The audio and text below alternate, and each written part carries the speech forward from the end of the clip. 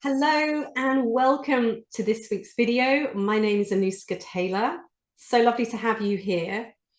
And starting from today, across the next 5 weeks, I'm going to be sharing 5 really important reasons why voice coaching can really elevate you in your business or career. And one of the things that I've seen starting my career as a singing teacher, and I'm still in that world myself as a singer, and also in the sort of speaking community as well, is often we think of voice coaching as either for singers or for actors. And really for speakers, most speakers I think tend to think of, I need presentation skills, and that will deal with the voice side of things. But they are very different. And so that's why I really want to share these 5 reasons, because presentation skills is great, but it doesn't really cover the voice in any in-depth way. And you might think, well, I don't really need that because my voice works perfectly fine. But I want to share some of the reasons you may never have considered, which really you only get through voice coaching. So the first one is increased confidence. And I'm talking specifically here about your voice, because I think a lot of the time when we have a lot of anxiety around public speaking, whether it actually really cripples them or whether they've learned to work with those feelings, there is always some anxiety, because by definition, when we're human, as soon as we put ourselves out there in front of an audience, we're going to feel some anxiety because we fear being judged ultimately. So it's very, very normal. And I want to just normalize that first of all. It's very normal. I get nervous in front of an audience. It's very normal. However, what voice coaching will give you is an increased confidence in your voice. Because I would argue, and from my own experience with the work that I've done in my voice and putting myself out there very publicly, is when you really learn to reclaim the power in your voice, then actually, yes, you may still feel nervous, but it doesn't impact your voice.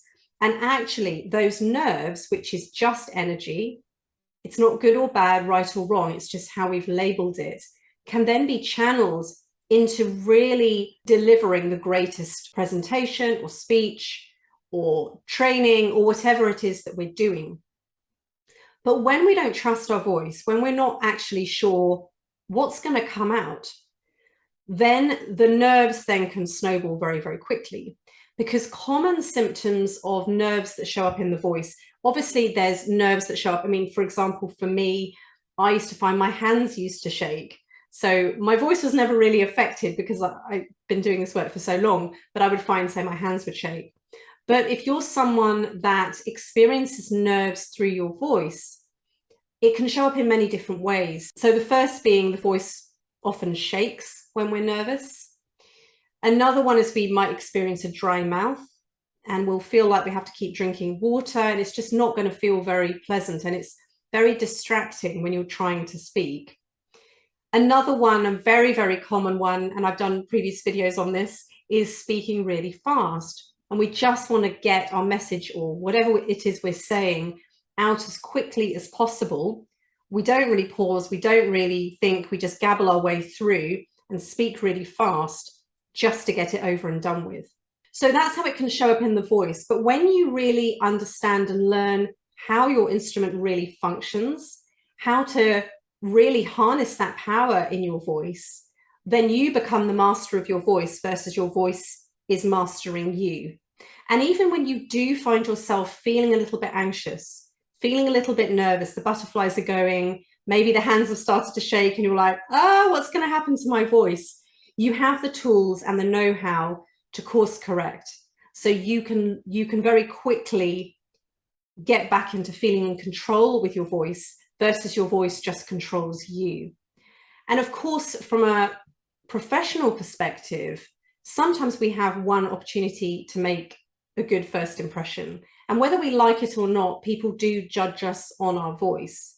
Now, here I'm talking specifically about voice quality and voice tone. I'm not talking about accent, because actually when your voice is really free, it doesn't matter what your accent is. And actually accents are great. I love accents.